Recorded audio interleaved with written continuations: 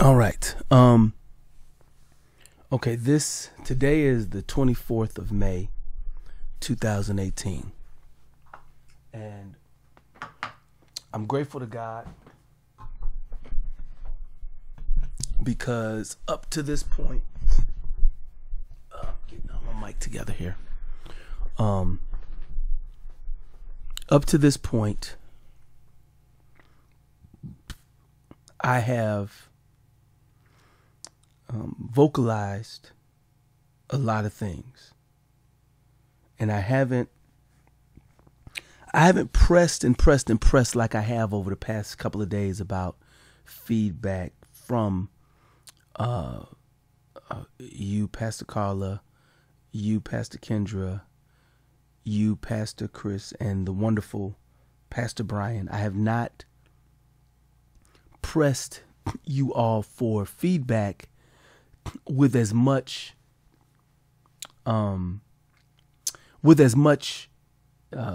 pressure as I have in during this month of May. And it's partially because ma'ams and sirs, because I'm finally in position with the right disposition to do what needs to be done. This right here is the greatest time of my personal life that has ever existed. And every season, God has been good to me. Even in them seasons when I was cheating on my wife, God was good to me because things could have sucked. Oh God, my life could have sucked way worse than it did. I truly know that the cliche favor ain't fair. I truly know that is that's true in my life. It's a cliche in other people's lives, but it's true in my life. It is not fair how good God has been to me.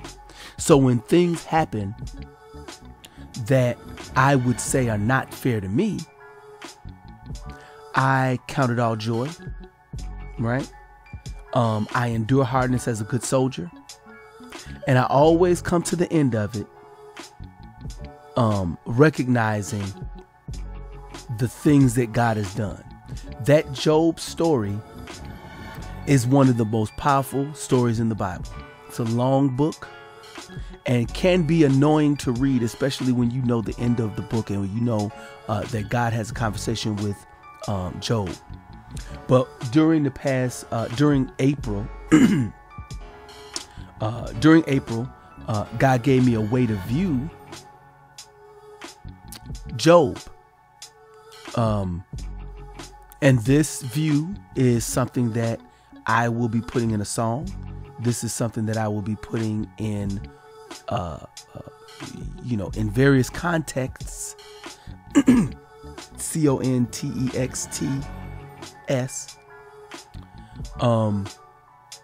So that it's understood.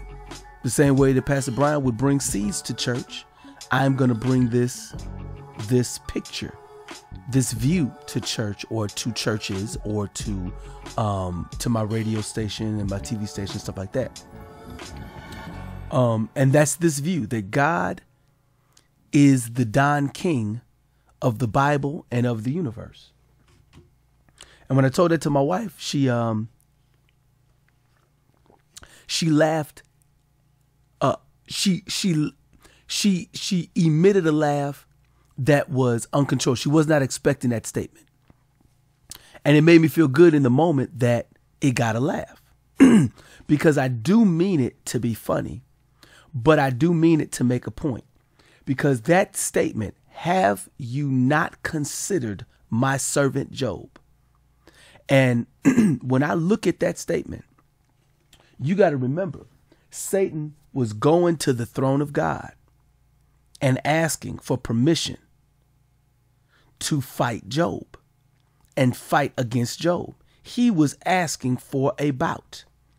And what's funny about it is that when you look at the curses in the garden, there was a promise that God said. And God cursed man, woman, Adam, Eve, and the serpent. God cursed all three of them, which lets you know that God is not fighting against Satan in a way of like good versus evil. The person who has the fight is man versus Satan, or Satan versus man. And when it was in the garden, Satan versus man, it was, okay, Satan wins. But Satan didn't even have the name Satan on him, because man had already won by naming. Adam named Satan, he named him the serpent. It's like, whoa, the power of a name. And even that is another thing that I have to talk about. But I'm not going to go talk about that right now. But Job, I'm sorry. So that promise in the Bible, God said that the seed of a woman will crush, or it says bruise in one translation, but it says crush the head, which I don't know why they said crush, because whatever. But the seed of a woman will crush the head of the Satan, or bruise the head of the Satan, bruise the head of the serpent, and the serpent will nip at his heel. And Jesus on the cross was the nipping at the heel. And Jesus made himself the heel. He subjected himself. And the heel in wrestling is the person who loses the fight and looks bad in the situation. The heel always looks bad when it comes out to who wins the bout. So when you put a giant dude against a little guy, you expect for the giant to win. So the little guy who's going to lose is the heel. Jesus made himself the heel in order and made him and let himself get bruised and bloodied and beat down. Because Barabbas was the one that was convicted and sentenced to the crucifixion. And they freed him and put Jesus on the cross. Jesus was not convicted of anything wrong. They had to make a makeshift scenario to put him on the cross. And that was the substitution, the wisdom. If Satan even understood what God was doing at that moment and what Jesus was doing, he wouldn't have killed him. He would not have crucified him. So when you look at Job, you see the wonderfulness of the position that Satan has had throughout the Old Testament, and that is coming to God, asking for a fight, asking for which man he can beat down next. And I think there's a scripture. I shouldn't say that because I should pull it up. But Satan is not in control of his destiny. His destiny has been foretold. He may have knowledge of it, but he does not have control over his destiny. God does. Just like when a man's steps are ordered by the Lord, we trust the Lord. Satan has to trust in God. Not in the same way that we trust in God, but Satan is upset.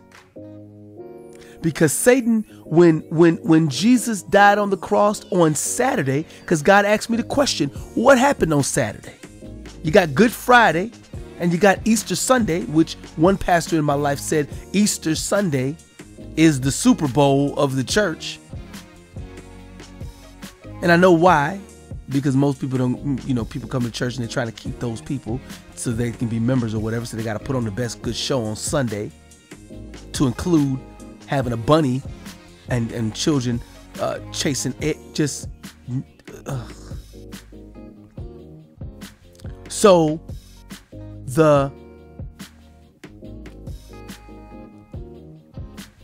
So on Saturday, God asked me what happened on Saturday. And I said, Lord, you know what happened on Saturday.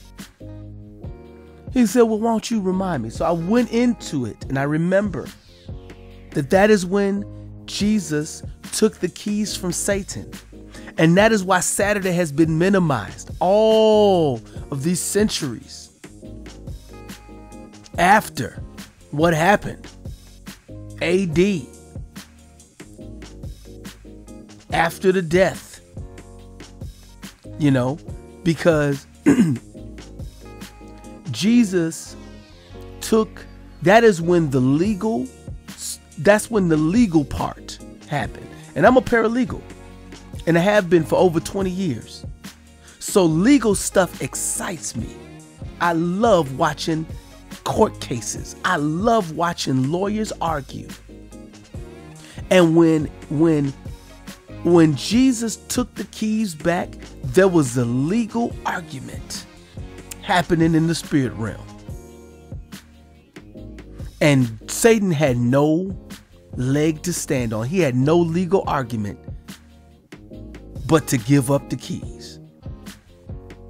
And whether we look at it as Jesus snatched the keys, or whether Satan had to give up the keys, the same way that Adam had to give the keys to Satan, Satan had to give up the keys to Jesus. And then when Jesus was resurrected, when he resurrected himself, he said, behold, I have all power in my hand. And he went on further to say, I give it to y'all, human beings. So when you name the name of Christ, you walk around carrying the keys from Jesus. Whatever those keys are, we got them. And a smart Christian, in my opinion, understands those keys. And I think that is the difference between a Christian and a kingdom ambassador, is understanding what them keys are. That's one of my opinions. And when I call God the Don King of the Bible and of the universe, I'm recognizing that God is not the one that is down here slugging it out with Satan. Satan is a defeated foe, and God is always recognizing that his children, us, Pastor Brian, have you not considered Brian O'Neill? And Satan said, yeah, I considered him. I want to take him out. And God sets up the match. And CCI is born. And I've watched you, Pastor Brian, over the years. And I've always maintained a level of pride in you. I've always been proud of you. And that word pride is a toxic word when it comes to Christians, because we look at pride as, you got ego and pride, Leviathan.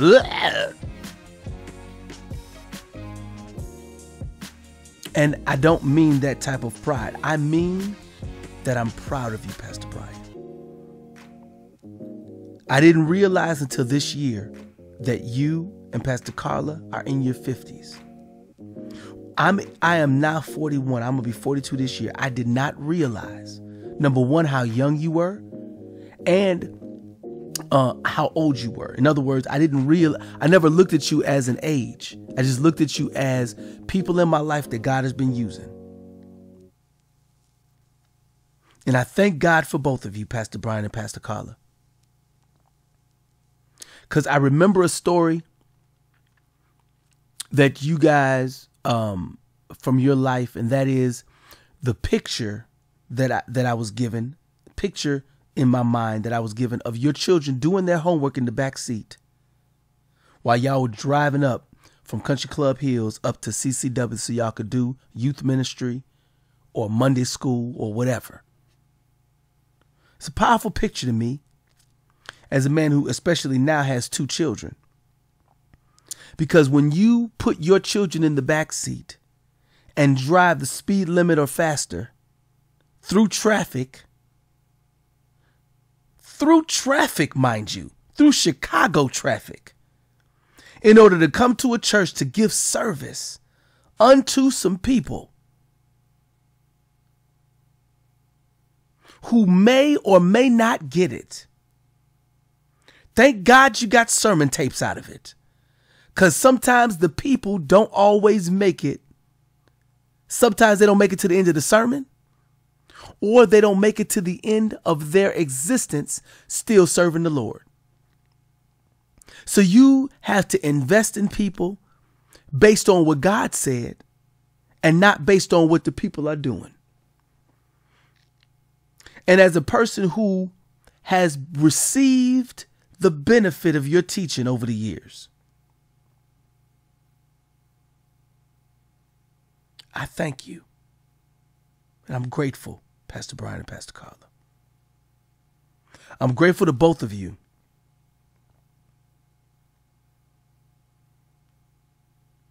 Because I credit a lot of the good things that have happened in my life, I credit it to y'all. Because if you two had not continued to obey God in your life, whether you understood what you were doing or not, even during the tough seasons, if you had not continued, Pastor Carla being a good wife to Pastor Brian, and Pastor Brian, you being a great, wonderful husband to your wife, as well as being a mentor to people like me, the young people that were in your youth ministry, sir and ma'am.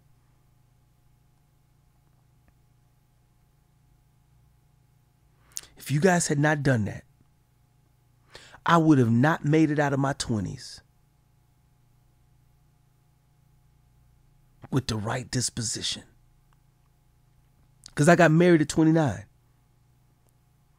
And I cheated on my wife during the first year of our marriage and the second year and the third year. And I didn't cheat every day because I wasn't built to cheat. In other words, I was doing something that I was celibate from 19 to 25. I got saved at 19 and I was celibate for 6 whole years. And I say 6 whole years like it was a long time. 6 years is not a lot of time. So I don't give too much power to that time period, but it's a real part of my life. Being celibate, I remember all the feelings and all the women that came into my life and how I dealt with the drama of them. I remember dealing with the lady who I went over to her house, you know, with the intention of recording, and she come out with the robe open. And I remember how I dealt with that. I remember how I dealt with the lady that where the brother-in-law pulled me to the side and said, "Hey, Matt, what are your intentions with such and such a girl? She's singing on my and he's like, you need to let her know so that, you know, And I'm like, wait a minute, I don't understand. We're understanding that sometimes women's minds take over the situation where my intentions have been given to me. And I've seen that even in my own marriage, where things that I did not intend become something I have to contend with as an idea. And I didn't even put that on the radar as my thoughts. Men are from Mars, women are from Venus, whatever that means. I understand that part, and I can identify with the uniqueness of women. So during those 6 years, it was real interesting. And so then when the celibacy wore off, and I like using that term, celibacy wore off, when that wore off, youth ministry was in the process of ending. I was 26. And I didn't hit on women in the church in order to fulfill my sexual desire. I went and I started messing with prostitutes, which was something that I learned when I was a teenager. And I remember something that somebody close to me had said, which didn't give me permission to do it, but it made me feel better about the dumb decision I was making. In other words, if I'm going to do it this way, not that way. Same thing. If you're going to be out there, make sure you use a condom. It doesn't make the decision to go out and have a lot of sex. It doesn't make it right, but at least you protected yourself. My family growing up, my grandmother's words have always stayed in my mind in my 20s. Don't have no babies.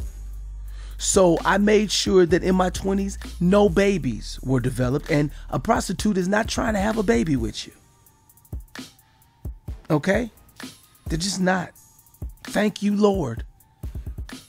Pastor Brian and Pastor Carla, I had a situation where I had a lady of the evening. I had a prostitute in my quarters where I was living at, and we had just finished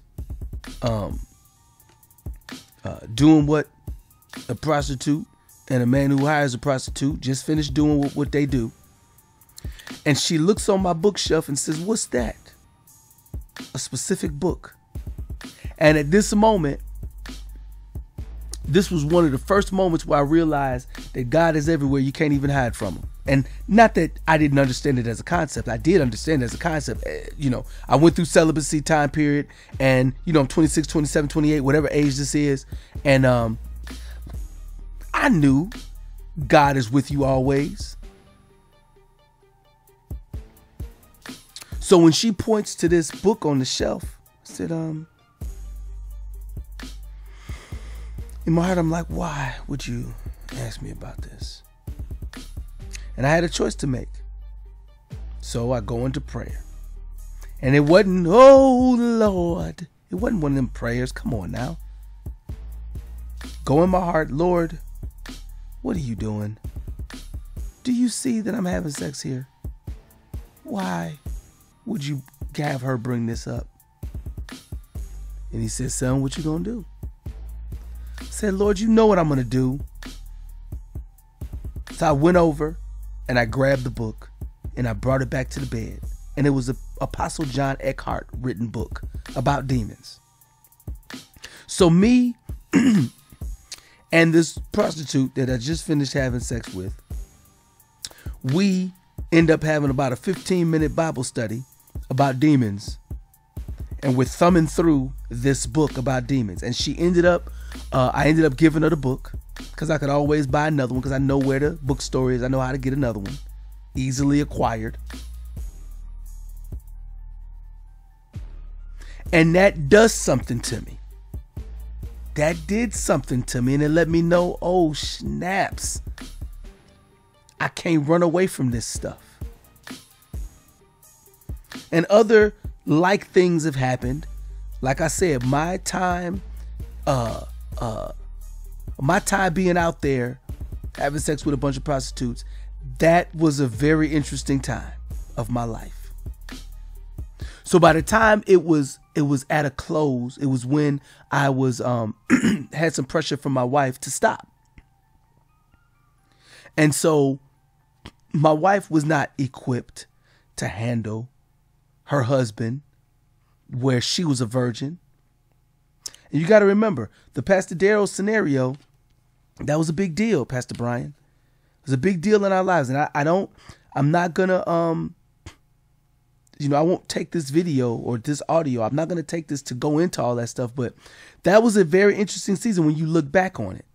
Because out of it, Pastor Carla says to me about the Adrian situation. She says to me, Matt, when you are in range to deal with something, you go deal with it. And listen to God and don't listen to what people are telling you. Thank you, Lord.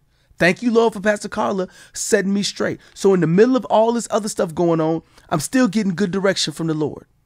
Why? Because you, Pastor Carla, and you, Pastor Brian, y'all keep coming to church and y'all keep serving people. Thank God for both of y'all. So when my wife and I get from Pastor Darrell, he says, I will give you a letter of recommendation to go to another church. I don't understand what that means. I don't know what it means to get a letter of recommendation to go to another church. What does that mean? What am I going to use that letter for? Church people just go to other churches. It just is what it is. But I didn't consider myself a regular church person because God didn't tell me to leave. The pastor told me to leave. So that's different.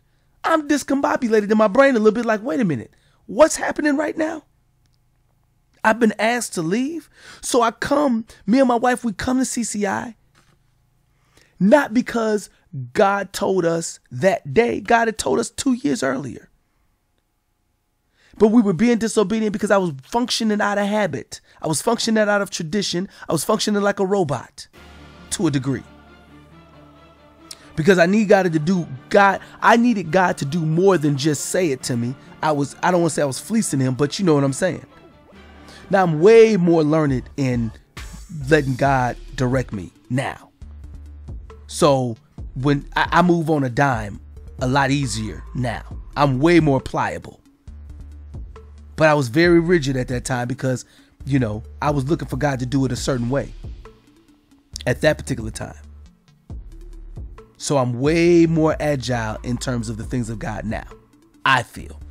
And I believe that maybe in the future I might even be more agile because God does some stuff and you just gotta, if you running with the Lord, if you on this thing with the Lord, he gonna teach you some stuff along the way all the time. So in you guys' faithfulness unto the Lord, because I don't know that y'all really wanted to start a church. But you did it and you was obedient, which gave me and my wife a home. In 2008, I believe it was late 2000, probably 2000. Let me see, we got here in 2005, 2006. So it might have been 2006 or 2007, somewhere in there. We became members of CCI.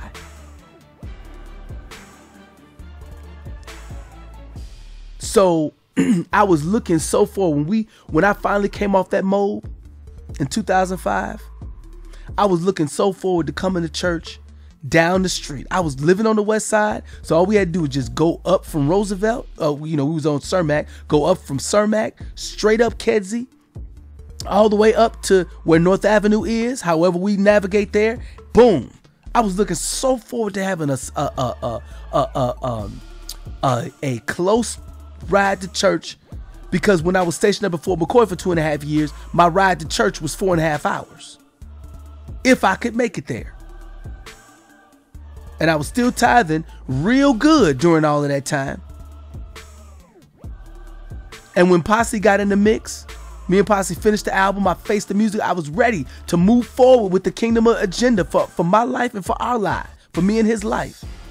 And he fronted me off. And he sent an email to Pastor Darrell and me fronting me off saying, Matthew, you just want the money. You ain't trying to do ministry. I'm trying to do ministry. He would actually front me off like that. And that term, front you off, I don't know what era that term came from, but he was fronting on me, basically.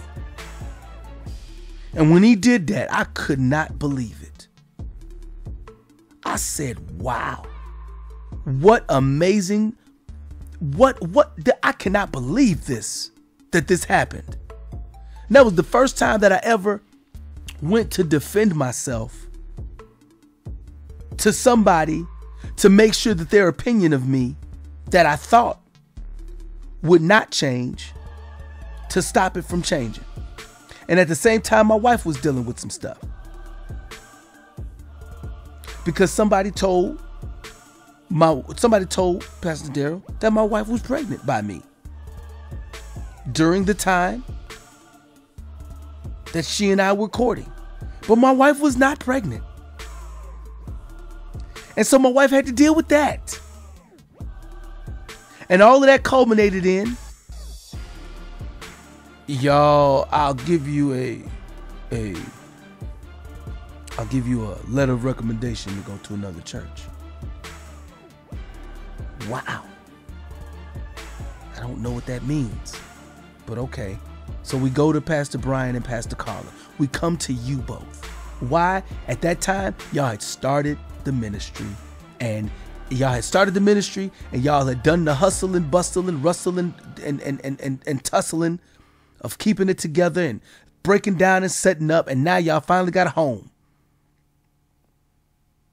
And there's so much more that happened during that season that I have not gotten into, that I'm not going to put on this recording. But I bless you, Pastor Brian, and I bless you, Pastor Carla. I thank you both for starting CCI. Because when we finally became members, now we're driving an hour to come to church if it was trafficy. 35, 45 minutes without traffic. And it was worth it. And me and my wife, we enjoyed coming to church, and we knew that God was doing stuff in our lives. And so when our marriage hit some of the rockiest points, we always knew that we could rely on both of you. And this season, one of the things that I never tried to wear out my welcome. In other words, there are things that I'm just going to have to deal with by myself. I cannot put every single problem I got going on. I can't put it on Pastor Brian and Pastor Carla. I can't put it on y'all. Over the years, I have not put all my problems on y'all's shoulders or on y'all radar. I just deal with it, which makes it so that I'm silent, because I don't like to writhe in pain in public.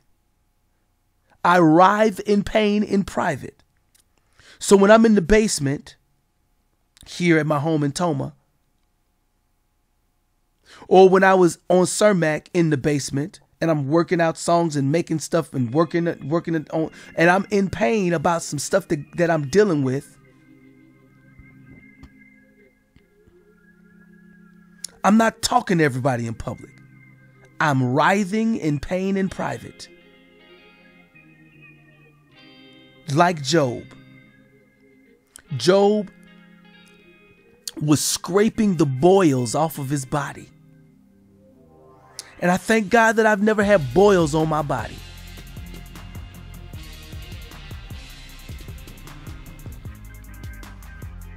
But Job, while he was scraping the boils off his body and dealing with the stuff he dealt with, mourning his children dying, dealing with a wife who had a different opinion than him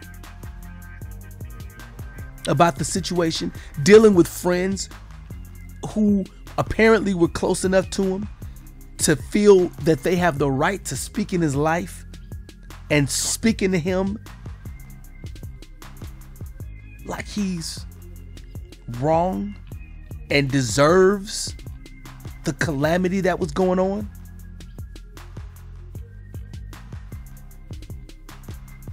Powerful words were spoken by Job.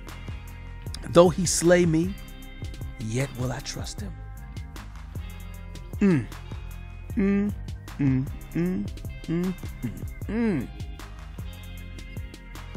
I've adopted those words. Not that I've adopted those words not into my vocabulary as the way Job did it. But I recognize God as the Don King, the fight promoter, the person who set the matchup. God does not go in the ring and fight. God sits out of the ring and sets it up.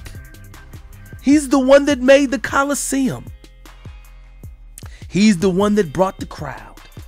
He's the one that made the ring. He's the one that made the belt. He's the one that announces it and says, hey, here comes another fight. Man versus Satan. And who's the man this time? And Satan has to keep on taking losses. When Job sat in the ring versus Satan in that scenario, he said, though he slay me, yet will I trust him. Those words, I adopted those words not based on Job and what he was going through, because Job didn't understand the spiritual component he was dealing with. I got the Bible, so I got a chance to see the difference, to know that it was Satan versus Job. Thank the Lord for the Bible, because I get to see it the way God wants me to see it. And he wanted me to know that Satan asked for permission to get to that point. And God was the one that defined the rules. You can do all of this, but don't take this. You can't do this. You can do this, but you can't do that. That's like when they set up a cage match in wrestling. You can do this, you can do this, you can do this, but not that. So in my life, when I'm getting hit with a steel chair and they throw me over the ropes into the steel cage, that means that God authorized the fight. And he authorized the scenario. Why? Because he knew me. Before I was formed in the belly, he knew me. And he knew what I would do in the fight. Because God is walking around with the foreknowledge. And he walks around with the eternal, or I don't know if I would say eternal, but he walks around with one of the curses over Satan's head, which is the seed of the woman will crush your head and you will nip at his heel. Which means Satan can only do so much. He can only harm the body. He can't harm the soul. He cannot overrule and overpower my spirit. So when I get into a scenario where it's me versus Satan, I, number one, recognize that God set up the match. So when I see Satan coming, I said, oh yeah, bring it on. And he's like, wait a minute. You knew I was coming? Yeah, because I read the Bible. Satan, come on. Let's do this thing. Oh, darn it. And I get to do what David did in a fight. David brought his slingshot and his 5 smooth stones. And for drama's sake, in one particular video I was looking at yesterday, I went to Bible study at a church out here, Lighthouse, and they played this video about David. And they added drama to it. They added too much drama to it to make it so that David was nervous or David was challenged and just ugh. But the way the Bible puts it is he threw one rock and it knocked him down. And what David did was he renamed. Everybody was calling him Goliath. Everybody was calling him Goliath. David never called Goliath. He never called him Goliath. He called him, you uncircumcised Philistine. He called him by a different name. The same way that Adam called Satan, he called him serpent. He gave him a name, thereby binding him to a certain position. And when David called Goliath, when he called him an uncircumcised Philistine, the only thing that Goliath had permission to do is to expose his forehead so that the rock could sink right in there. Bam, goes down, head cut off, and changes the dynamic of the fights, of future fights. So whenever I'm in a scenario with Satan, first of all, I rename the game. I'm a rapper, so I know how to rename the game. The worlds were framed by the word of God.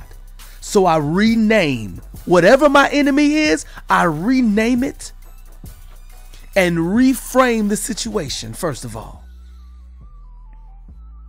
Job thought that his children died amiss.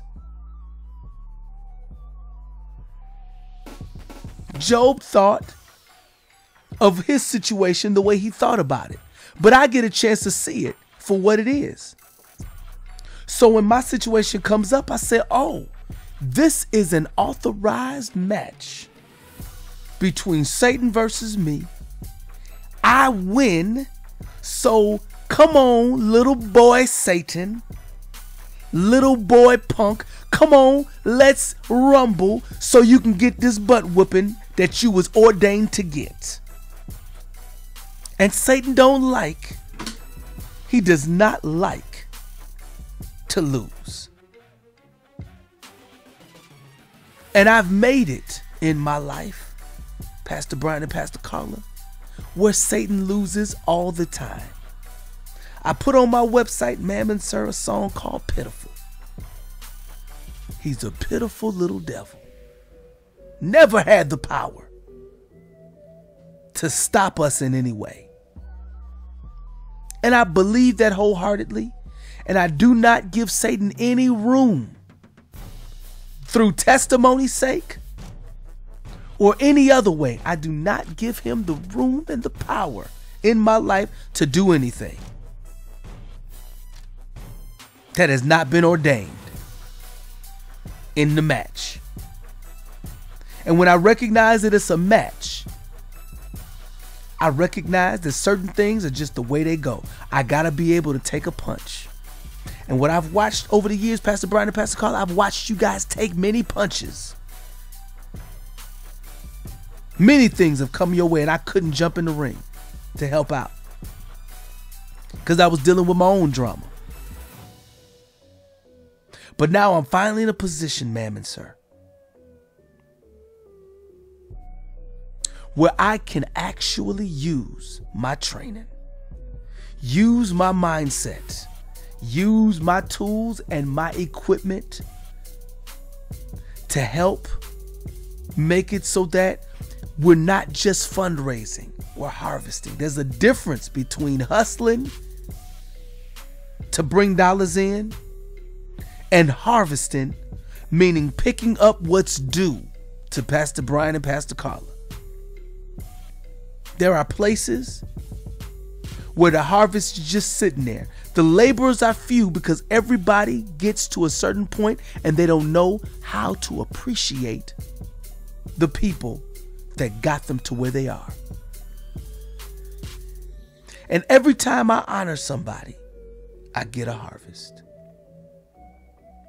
Because the harvest is you get it through honor. Harvests come through honor. And I honor you, Pastor Brian. And I honor you, Pastor Carla.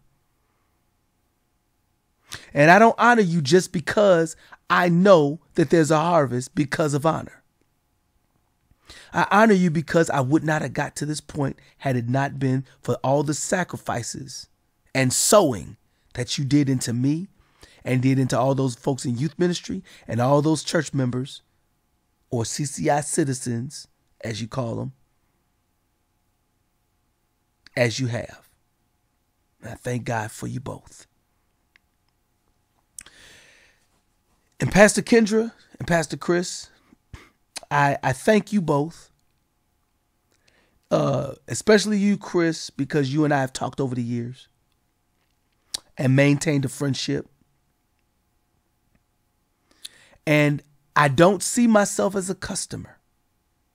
I don't see myself as a sheeple. I see myself as a provider. I have a broadcasting network that I take very seriously. I take my work and my music and I take my stuff very seriously. I am not to be played with when it comes to what I'm doing.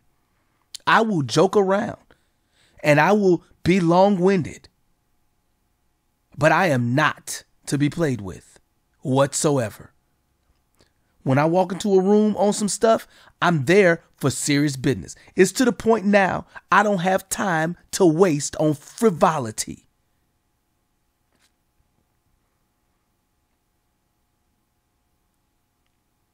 I got stuff to do. And when I wrote the song in 2002 or 2003, if you can't help me, don't try to stop me. If you won't let me, don't try to block me. When I wrote those words, I didn't know that I was going to have an attitude problem with people who block me. But I thank God that I know how to deal with folk who put up a red light over some church politics type stuff. I am not going to be stopped by Satan or nobody, not in this season. Probably for the rest of my life. I know exactly why I was born, and I learned it. I knew why I was born at 21. I didn't know how all this stuff was going to materialize, but I am I am not hustling. Pastor Brian and Pastor Carla, Pastor Kendra, Pastor Chris, I am not a hustler. I am not a con artist. I am not figuring it out. I am a harvester. There are things that throughout the years I've sown, and there are things that you both have sown, Pastor Brian and Pastor Carla. And through honor, through my platform, the money that needs to be made has already been made in the spirit. It's already there. We're seated in heavenly places in Christ. All spiritual blessings, everything that we need, we have access to it immediately. And in the same way that Daniel had to wait 21 days for the answer to a certain prayer, I recognize that there is spiritual warfare to block certain things. Because Satan does not need for any of his Goliaths to go down. Because once his Goliaths go down, then God's people start having courage in areas that they didn't have courage before. And a Goliath in my life was my mortgage. Pastor Brian, Pastor Carla. In November, ma'am and sir, I realized, remember, I had a birthday party at CCI. My wife presided over a birthday party. And I hate to say it, but my wife, because of the way she is, when she does a party, she neglects certain things. She could have added more people to that party to make that party a lot more bigger than it was. Because I have way more friends and way more associates than who showed up. But my wife likes to surprise me. And I don't like surprises. I like to be in on anything because I'm a performer also. If the audience is going to be surprised, I want to be in on it so that I can make sure that it works. And so that we get the proper video angles. And I'm not dissing my wife with this. I'm trying to tell you that on the 19th of July, 2016 was when the foreclosure happened. And I did not have the courage to go to the foreclosure. And God didn't even make it urgent for me to show up. So I thank God for that. I thank him for that. Because a year and a half later, I get to looking at my credit report and I come to find out, oh my God, that foreclosure is not on my record. I said, what is happening? So I did some research and I come to find out that the mortgage company did not have the authority to foreclose on me. And as a paralegal, I understood what that meant. It meant that all the efforts that they put in to pull me back in to the drama, I was $68,000 in the rear at one time.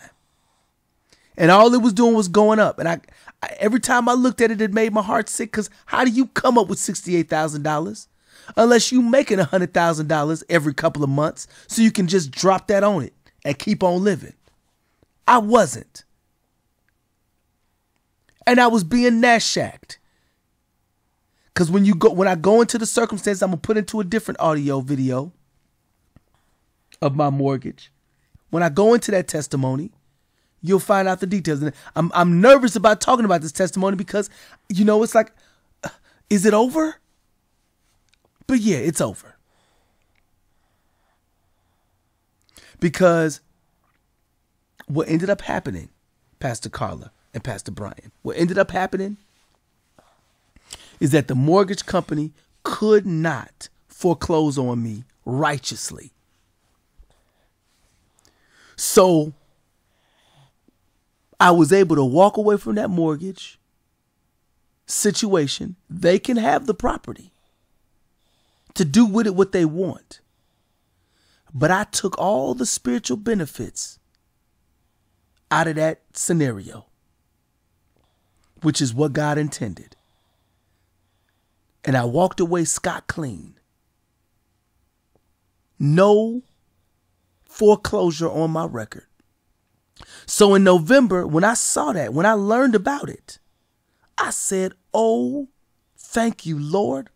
And that moved me, ma'am and sir, to move forward on God's plans even more thoroughly, because I saw that I have no bondage.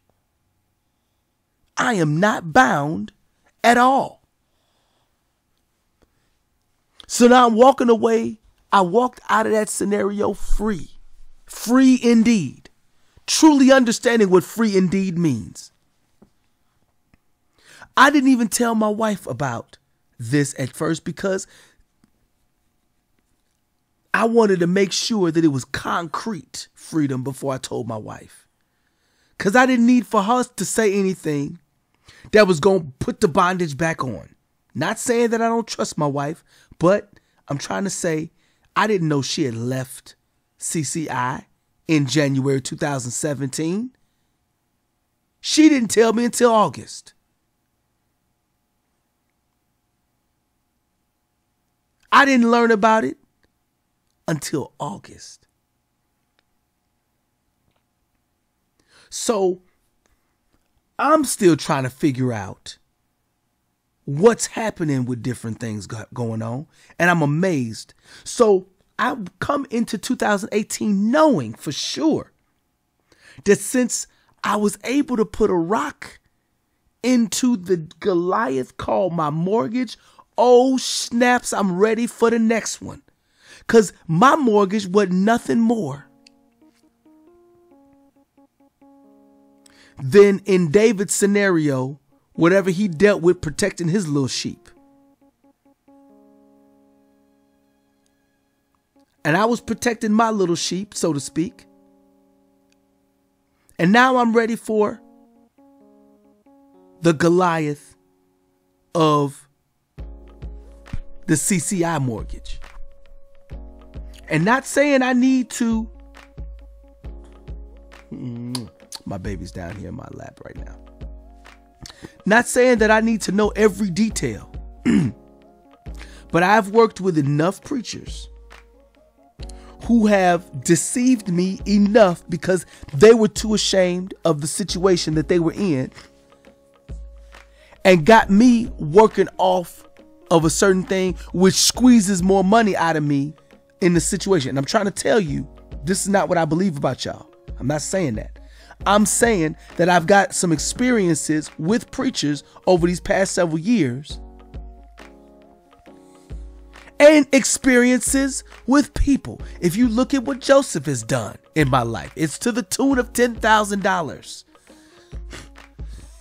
People screw you over. Period. It just happens. And I had to keep my heart right so that I don't still try to bring my my gifts to the table to help. What I'm supposed to be right now, if Satan had his way, I'm supposed to be a bitter man that doesn't use his gifts for good. Use them for myself only. Use them for my family only. But no, I decided I'm keeping my heart right. And whether anybody believes that my words are coming from a righteous heart or coming from having a heart right position or a position of a right heart, when you get a bunch of money, you change. It just is what it is. Because it's not you necessarily that change, but the people around you. People who are your enemies now become your friends.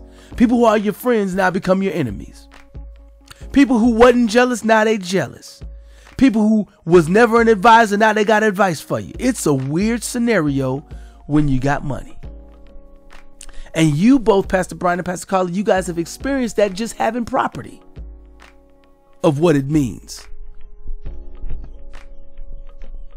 And again, that's why I'm telling you, I'm proud of you. I admire you both in so many ways. And I want to do this right. I want to do this season right. When I was talking to you, Pastor Carla, about this might be a $2 million a year, this and that, I didn't know how long it would take. I just knew what I was seeing. And every time I get closer and closer and closer, I would see some type of satanic, demonic activity and another fight I had to contend with and deal with. My most recent one is that they put me, my military people, put me in a mental institution for 17 days where they pumped me full of drugs. That has never happened to me. I have never went to drill for a 3-day time period and they take up my life, take me out of my life for 17 days and pump drugs into me. That has never happened to me. And it wasn't supposed to happen. And I'm upset about it, Pastor Brian and Pastor Carla.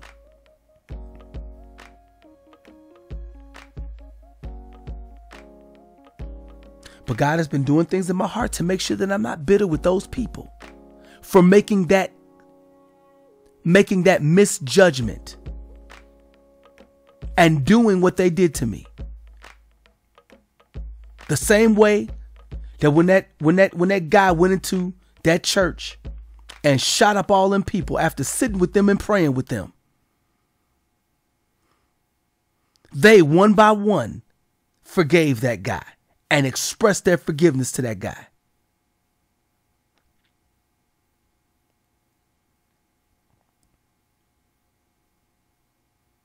And what I'm trying to tell you, Pastor Brian and Pastor Carla, is that I love you both deeply. I have not left. I've not made a brand new income in over 7 months. And I'm still present for duty. I'm not walking around making money, holding money. Right now, I probably got $10 in my bank account right now. But I'm sitting here with a whole bunch of stuff that I know is going to work.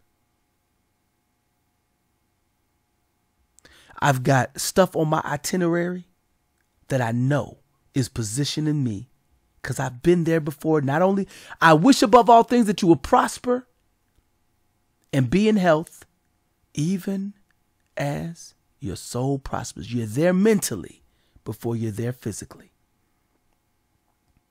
You're there in the spirit before you're there in the natural. And what I'm trying to tell you, Pastor Carla and Pastor Brian, it's time. Everything that I've been working towards, I'm finally in position to make it happen. And I don't want to mistake my position in your life and your position in my life. I don't want to make a mistake with it. I don't want to think that you're my covering when you're not my covering.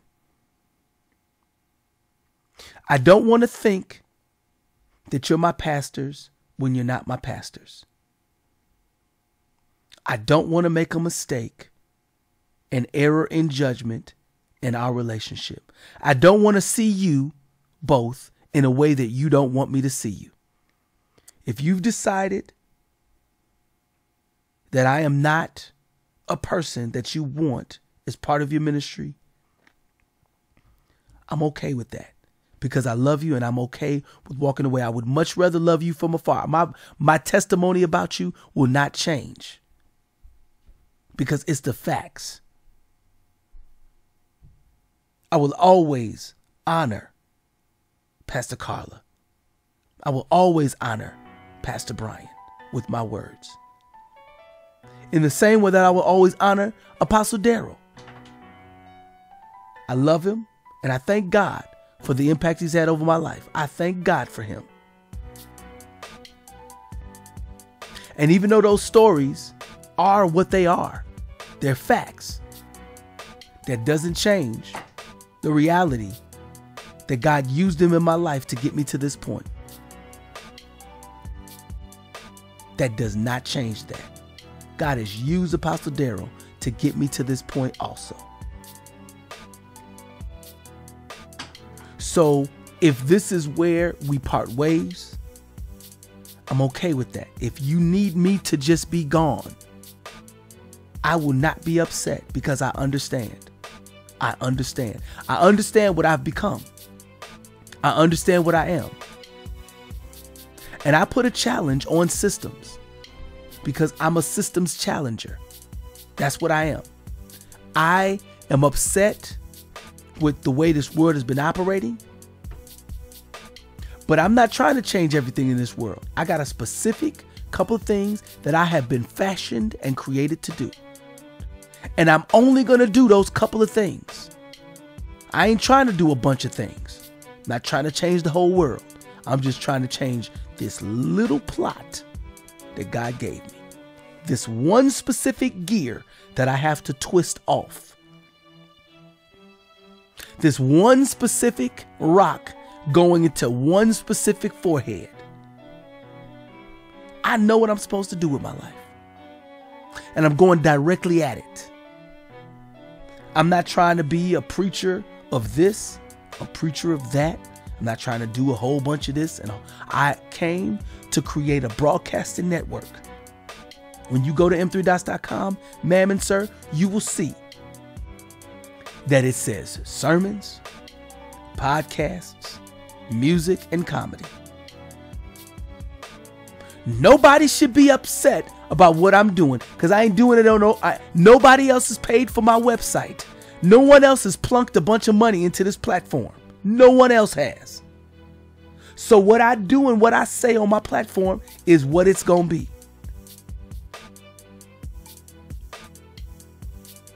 I don't plan to be censored because on a website, if I talk about adults type things, that's just what I do. What I do on my Facebook, the military don't get to govern my Facebook. And the military likes to govern the people, so they like to think that they got a 360 deal over a person. Hey, you need to shut this down. You need to shut this down. Absolutely not. So I am not at all about the life of my First Amendment rights being violated by anybody. And that is not a challenge to you, Pastor Brian or Pastor Carla. It is a recognition that I recognized that over these next 20 years, I'm about to say some stuff and do some stuff that may or may not be cringeworthy. because church system ticks me off. It doesn't tick me off to the point that I'm finna go visit churches and rough anybody up. But I'm going to sit in my home or sit wherever I am positioned to sit, and I am going to speak. I'm going to speak words that people haven't heard before. But nothing new is under the sun. Nothing new happens that hasn't happened before. So I will end up basically repeating things from the Bible.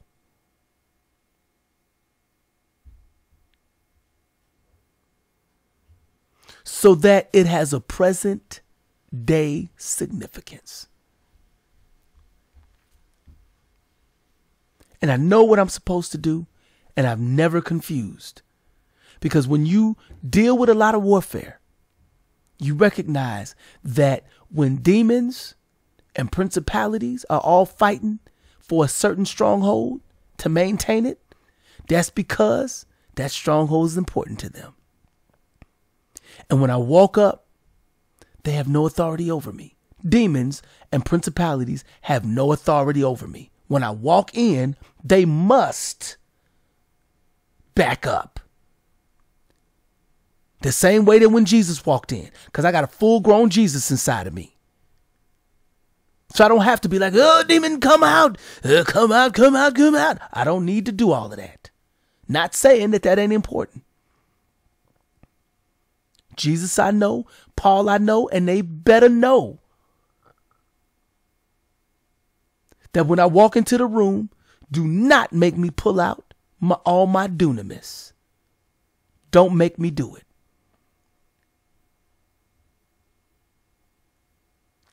And I'm not speaking from a high-minded position, Pastor Brian and Pastor Carla. I'm speaking from the authority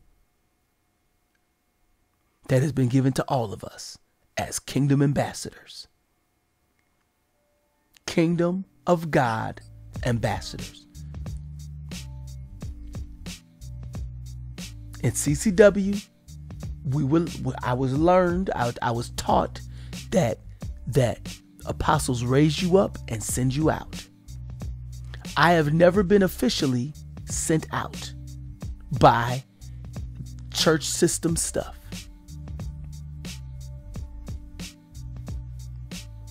But I have to go somewhere with all of this. And if CCI,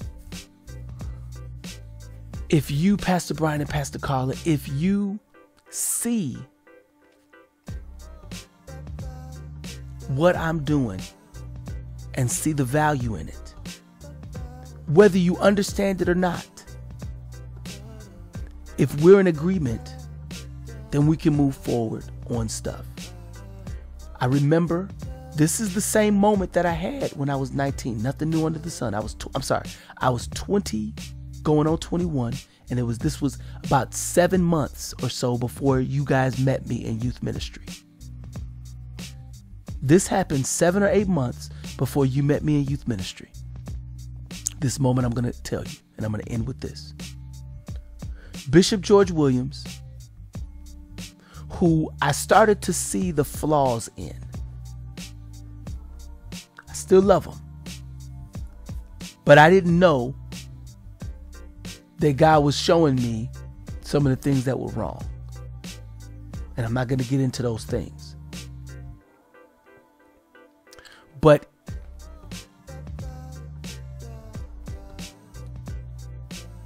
I was tithing and I was giving a lot of money to the church. And I was only making at the time, roughly $1,900 a month, maybe $2,100 a month. I was living in the barracks.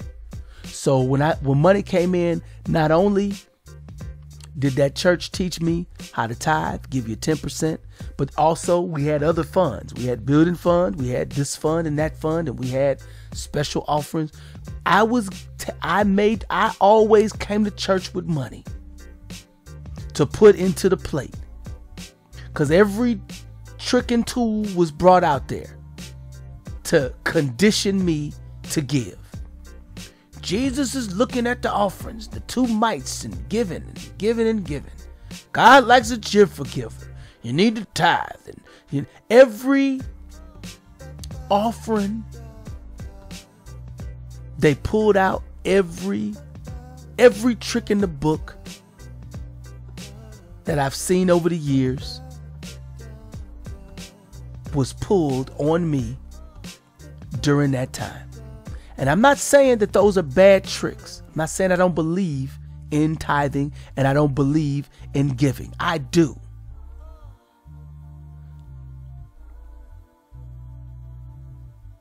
But I saw how important the offering time or offering times were. And that's not the flaw. That's just the reality. There are other flaws that I got that, different. I'll go in differently. Different scenario to get into. Different take, rather. So,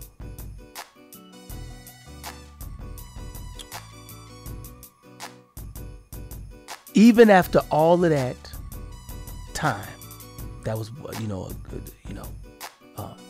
the bishop stands up and gives everybody a reality moment and says, listen,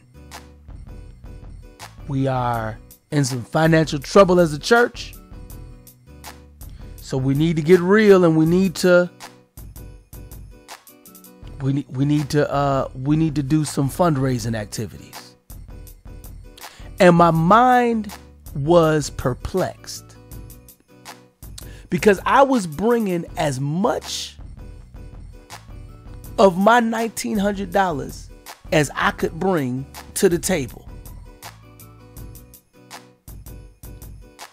Because the only money that I kept in my pocket was about 3 or 4, maybe 2 or 3 gas fill-ups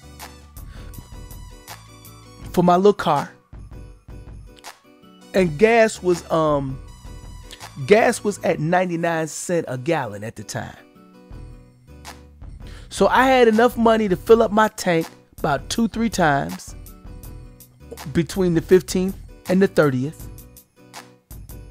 So out of a month, I could fill up about 5 or 6 times. And I didn't go a bunch of places. I only went to church and back, and the working back. And work didn't use up a lot of gas because I was down the street. I could walk to work if I needed to. But church, I needed to drive because it was about roughly 10 miles away from my barracks. So I kept enough money for gas and for me to once or twice or 3 times a week go get some fast food. So, that's roughly $100 or $200 out of my $2,100 a month. The rest of it, I wasn't sending it home to my family.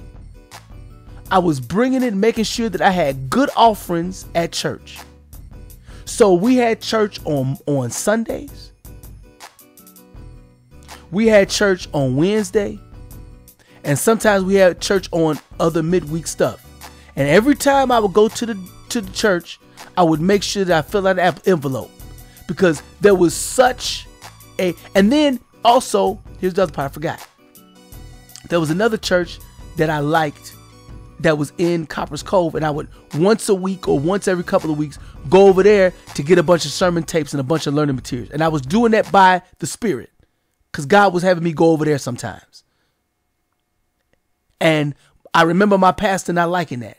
My bishop, George, I remember him not liking that when he found out I was doing that. But I kept doing it because God was put on my heart doing it. He wanted me to learn some lessons from them. I still got all my notes because he would type out the notes for his sermons. So, and I was buying sermon tapes. Every time that they would make a sermon and had it, I would buy those. So I was giving. A lot. And not saying that I'm more important than anybody else. This is my life. $2,100 a month. You look at what an E4 makes. And I was given as much of that as I could, keeping only about $200 for myself. Nobody was teaching me how to save. Nobody was teaching me how to be a 20-year-old person and save for your future and buy you your first home. Nobody was giving me that. It was all about giving money to the church. Every service. And I did it. And I loved it.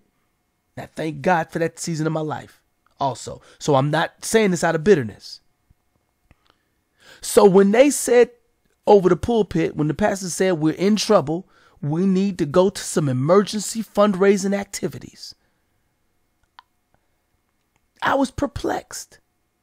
And I had to go pray. I said, Lord, what's happening right now? Fundraising activities? What? I don't understand. What else can I do?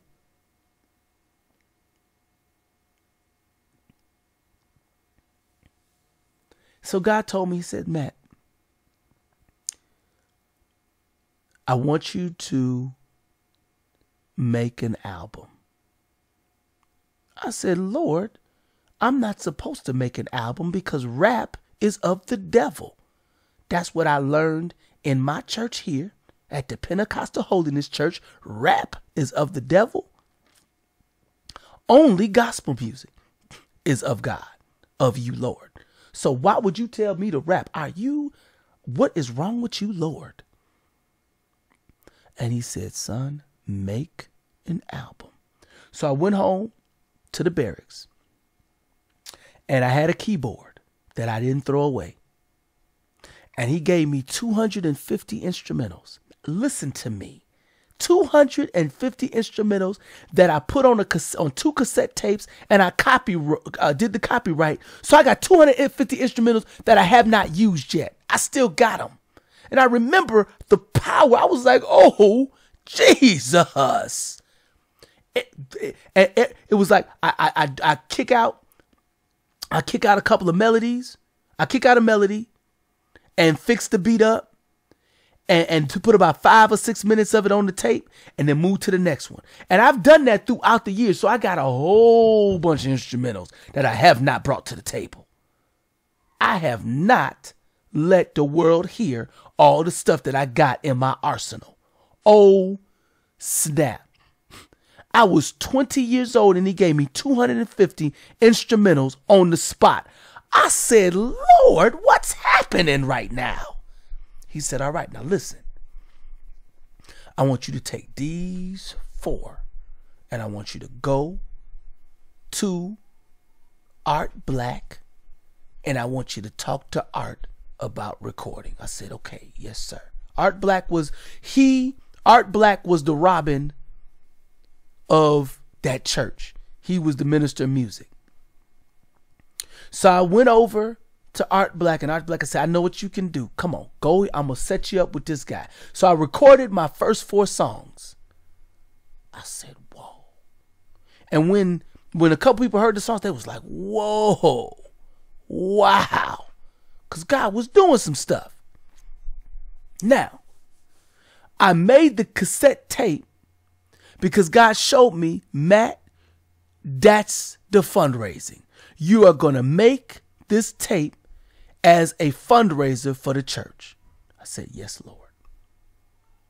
So when I brought the tape, before I put it into production for the fundraising activities, I went on a Wednesday night service and I had the master cassette that they were going to make the rest of the cassettes off of, because it was cassettes at that time.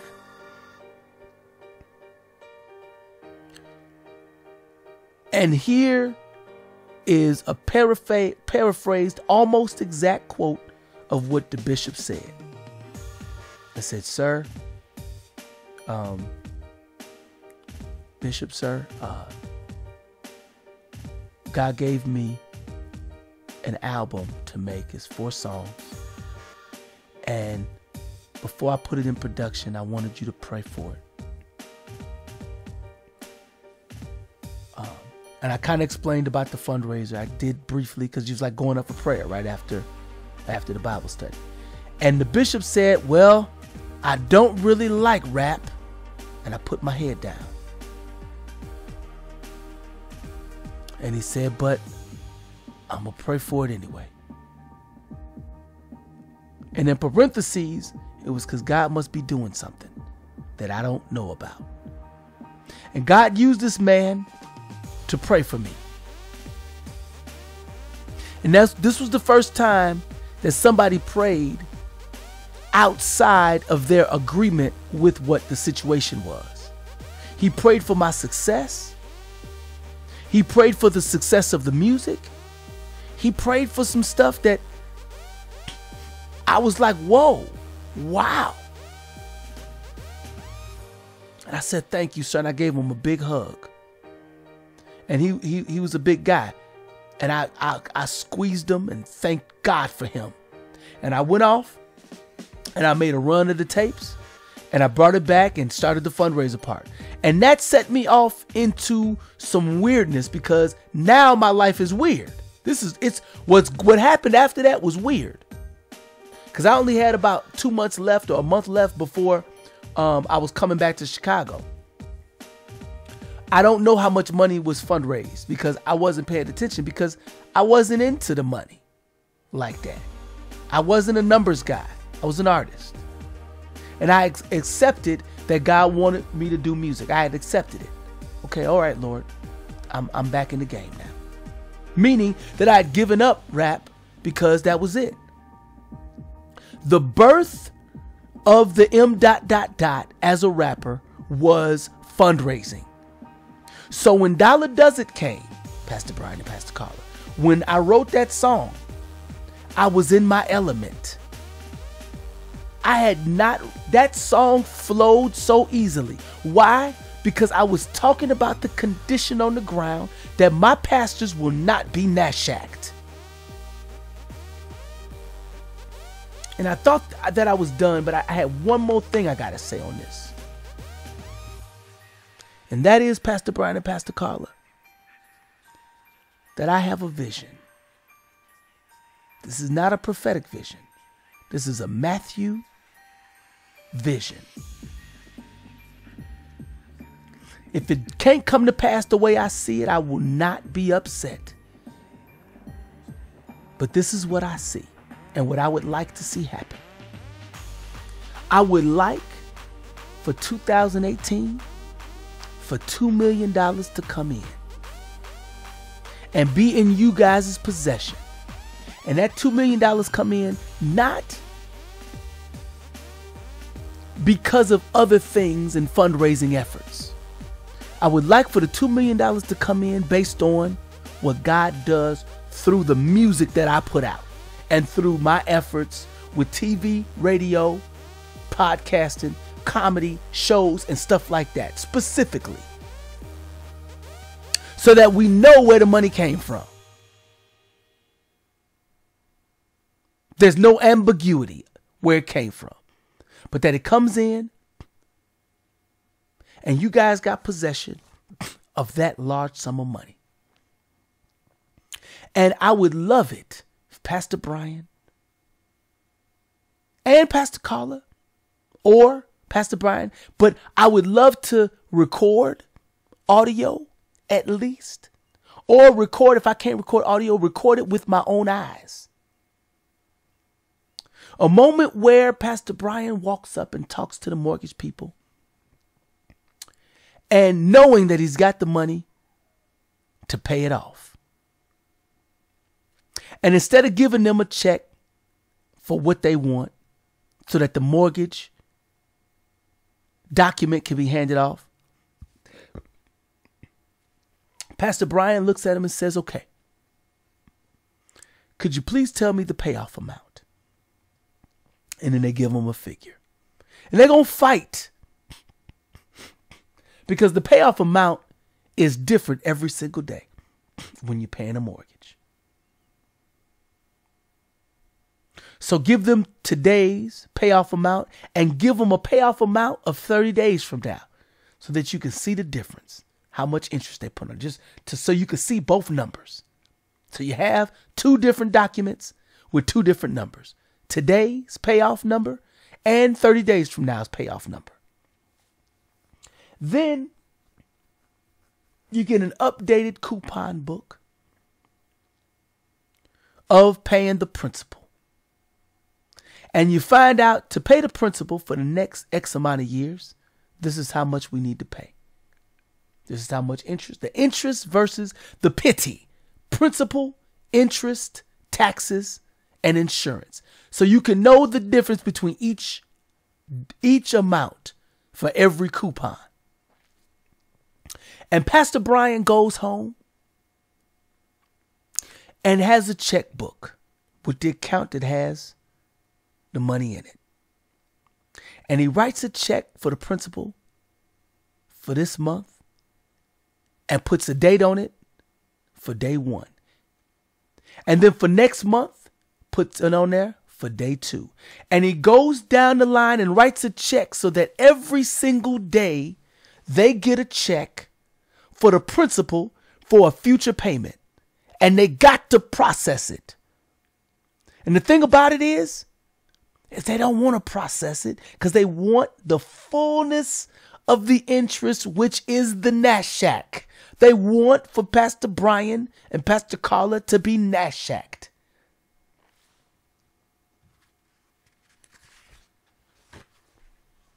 And so in this dramatic display of writing a check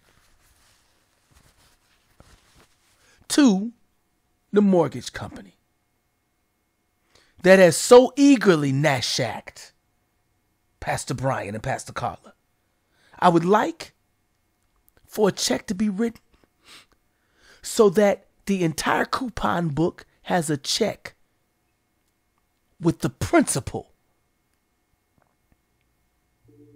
And consequently, it might be the same amount as the payoff amount. And the reason why I don't want to have you pay off the payoff amount is because they don't get to get a check that large at one time.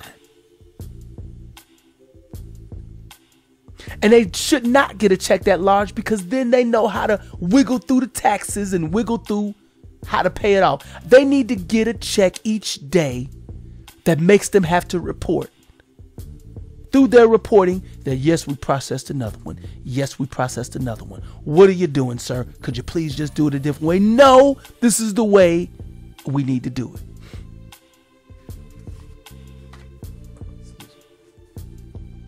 The mortgage is paid off. You get the document. And I would love to have some level of a copy. Doesn't have to be the copy. But a mortgage burning, I'd like to have a copy that I could burn so that I could do my own symbolic picture. Because I want to do my part. And I told you I want to do my part. And I intend to do my part. But it does require agreement. But that vision is what I've been planning. And the reason why that vision is so tasty in my mind, or so tasty to my taste buds, in my thoughts, is because I'm tired of the pressure that has been put on you, Pastor Brian and Pastor Carla. I'm tired of the pressure that this situation has put on you. All of the things that you have done for people, I do, whether you made mistakes or not, it doesn't matter to me. I would like for this vision to come to pass. And it's a personal desire. If what I'd like, if it can't come to pass because of whatever, I won't be upset. Because I still intend to do my part. And that's the last thing I'm going to say right now. There's more that I could say. And I'm sorry for taking as much time as I did to say all this stuff. But I'm at a point in my life where I'm a broadcaster. That's just what happens. And if you guys couldn't hear me out the entire amount, I'll just deal with whatever you did hear, whatever God ordained for you to hear. But I want you to know that I love you both, Pastor Brian and Pastor Carla, I love you both deeply. And I have no intention on leaving my wife because I love her also. Pastors Kendra, Pastor Chris, I love you both too. And I'm sorry for being maybe a thorn in you guys' side for this moment. I don't intend to take over fundraising because in my opinion, the term fundraising is a hustling thing.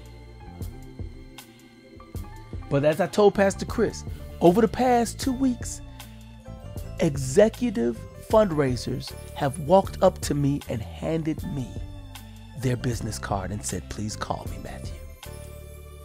I said, whoa, what is happening here? Well, I know what's happening. So me saying what is happening here is really a figure of speech. Anyway, bless you for.